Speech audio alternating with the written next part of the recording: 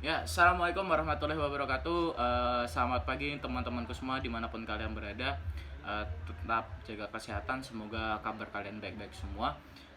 Tetap patuhi protokol kesehatan untuk berpergian menggunakan masker, jaga jarak, dan untuk selalu mencuci tangan.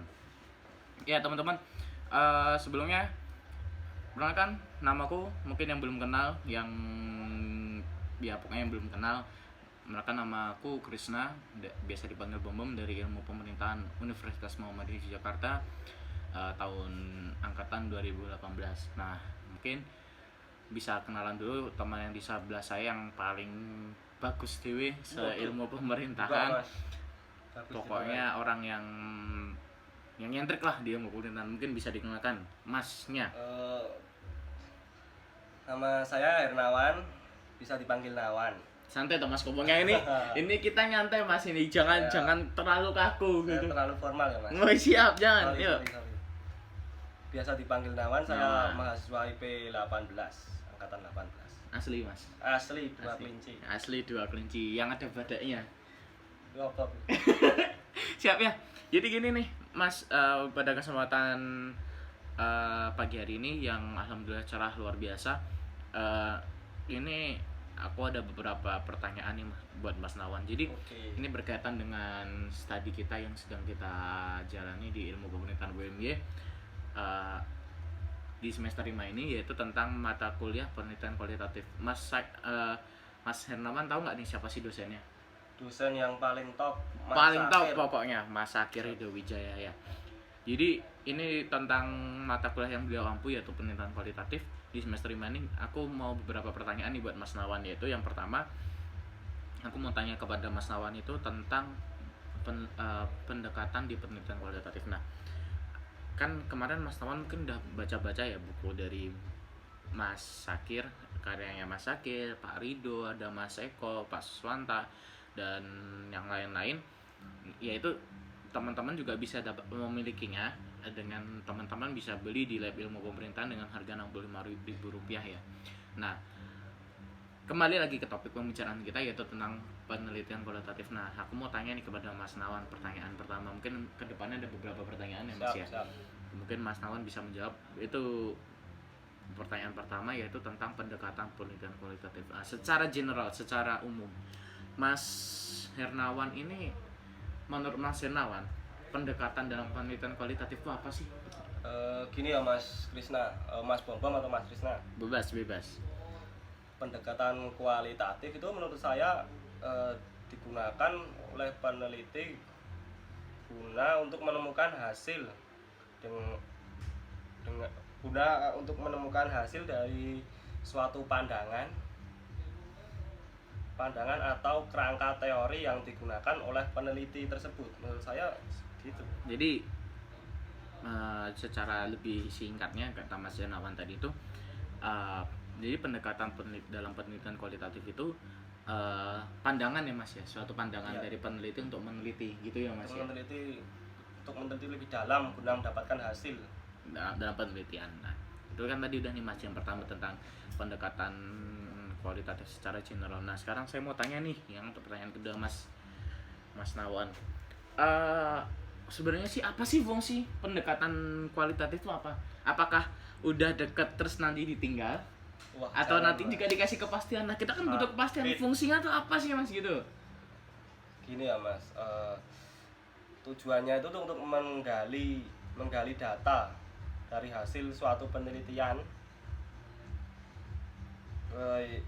guna bentar Mas, saya lagi ngeblank ini. Ini kan kita juga bicara di depan teman-teman juga semuanya, jadi nggak usah santai. Karena corona nggak kepake. Waduh, ilmu soft skill ya kemarin ada public speaking ya Mas ya. Mau ikut lagi besok. Wah, siap. Ditinjau dari pendekatan ini digunakan untuk memperoleh data yang lebih mendalam menurut saya itu. Jadi menurut Mas Hernawan tuh fungsinya adalah untuk menentukan apa sih namanya, fungsi dari pendekatan itu adalah untuk meneliti lebih dalam gitu ya Mas, kerangka ya, untuk menentukan kerangka juga berarti. Mengembangkan kerangka teori tersebut.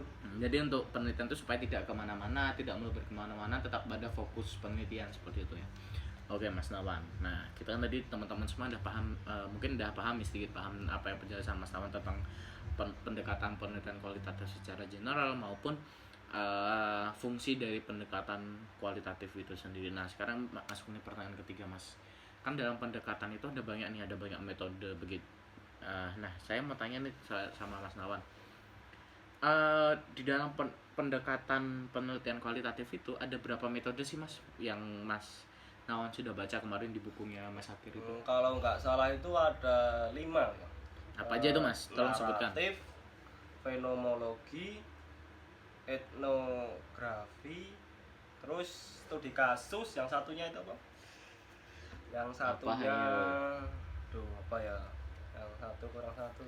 Satu lagi mungkin saya bantu ya, grounded theory. Ya, itu ada grounded theory. theory. Nah, kan Mas Nawan bisa tuh disebutkan dari 5 itu, dari studi fenomenologi, studi naratif, studi etnografi, studi kasus maupun etnografi itu apa sih gitu? Kalau etnografi itu mengaji tentang kata etnografi kan dari kata etnis itu kan kebudayaan. Ngeri. ngeri. Lanjut Mas. Jadi menurut saya itu mengkaji tentang suatu kebudayaan, dimana berusaha meneliti suatu kebudayaan di tempat tertentu. Terus apa ya?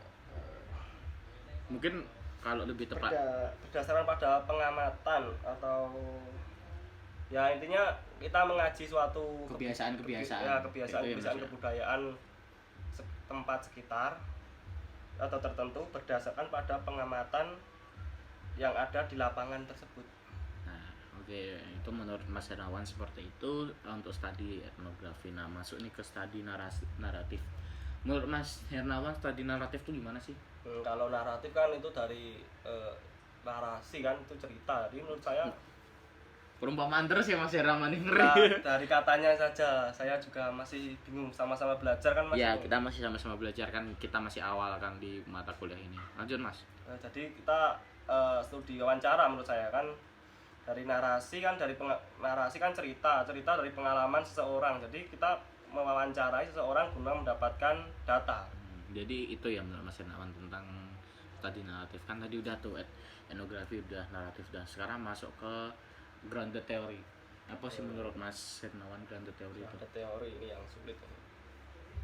Kalau grounded theory itu menekankan upaya peneliti dalam melakukan analisa yang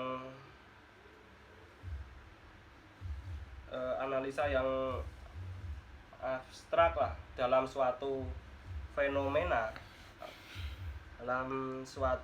dengan harapan bahwa analisis tersebut dapat menciptakan teori yang dapat menjelaskan suatu fenomena tersebut. Jadi bingung tuh Mas, saya Mas, malah muter-muter ini. Santai. Kita nyantai aja, kita ngomong kalau biasa. Garis besarnya menekankan suatu analisis pada suatu fenomena atau menjelaskan fenomena secara spesifik. Nah, itu garis besarnya. Nah, sekarang kalau yang fenomenologi nih, kan tadi Mas Hernawan barusan ngomong fenomena, jadi ingat studi fenomenologi itu. Nah, ini mirip-mirip ini. Menurut Mas Hernawan gimana? Kalau menurut saya cuma dari segi waktunya aja yang agak berbeda ini. Karena studi fenomenologi juga mencari esensi atau makna di dalam suatu fenomena yang dialami oleh beberapa individu atau kelompok. Itu fenomenologi. Nah, yang terakhir studi kasus. Ini kan studi kasus ini sering nih dipakai oleh kita sebagai waktu bahan penelitian. Ini menurut Mas Hernawan apa nih? Kalau studi kasus itu kan mengkaji tentang suatu kasus. Kalau datanya sendiri tidak harus kita terjun ke lapangan, kita dapat mengambil dari referensi atau seperti literatur review yang dari jurnal-jurnal juga gitu ya Mas. Jurnal yang sudah diteliti 5 tahun yang lalu atau 2 tahun yang lalu.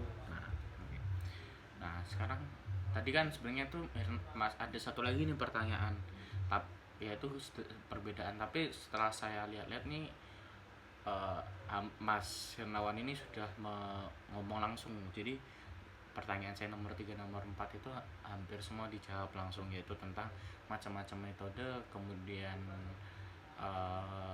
apa aja dan apa sih perbedaan mencolok, sebenarnya sudah semua Mas Hernawan ngomong ya. Nah, jadi teman-teman semua, ini tadi kan Mas Hernawan udah nyebutin nih tentang utamanya tentang materi pendekatan penelitian kualitatif. Nah, karena sebelumnya karena kita berdua itu sama-sama baru dalam mata kuliah kali ini di semester 5 kali ini ya Mas ya, kita baru 3 kali pertemuan. Nah, jadi saya terutamanya sebagai host dan kemudian Mas Hernawan sebagai narasumber bisa dikatakan pada kesempatan pagi hari ini meminta maaf kepada teman-teman bila dalam penyampaian kami berdua terdapat suatu kesalahan maupun miskomunikasi maupun berita yang dikarenakan itu kesalahan dari kami pribadi, yaitu karena kami berdua sendiri juga masih awal dan belum terlalu jauh untuk ibaratnya belajar ya Mas ya. Belajar bersama-sama. Betul. Nah, kita di sini juga teman-teman belajar bersama-sama. Jadi teman-teman kalau kedepannya teman-teman emang membutuhkan dan teman-teman pengen lebih tahu tentang pendidikan kualitatif, teman-teman kembali lagi saya ingatkan untuk teman-teman dapat membeli buku karya Mas Sakir, karya Pak Rido, karya Pak Suswanto, kemudian Mas Eko ya itu ya, dan lain-lain. Itu dapat teman-teman beli di Lab Ilmu Pemerintahan, tentang bukunya itu judulnya Penelitian Kualitatif, seharga 65.000. Jadi tapi itu bebas ya, maksudnya bisa dibeli semua kalangan, apalagi khususnya untuk ilmu pemerintahan karena itu salah satu buku wajib, buku pendamping wajib untuk teman-teman semua. Dan teman-teman nggak usah khawatir untuk teman-teman yang ada di luar Jawa maupun di luar Jogja, karena buku teman-teman bisa teman-teman miliki dengan cara teman-teman bisa chat ke admin Lab Ilmu Pemerintahan, maka buku itu akan dikirim ke lokasi teman-teman sesuai dengan alamat teman-teman. Nah, karena ini waktunya juga sudah menunjukkan di angka menit 12 ya Mas ya kan, sedangkan batas maksimal adalah 10 menit. Jadi kami, utamanya saya selaku host, mohon undur diri. Bila ada kesalahan kami mohon maaf. Wabillahi taufiq wal hidayah. Wassalamualaikum warahmatullahi wabarakatuh. Ciao.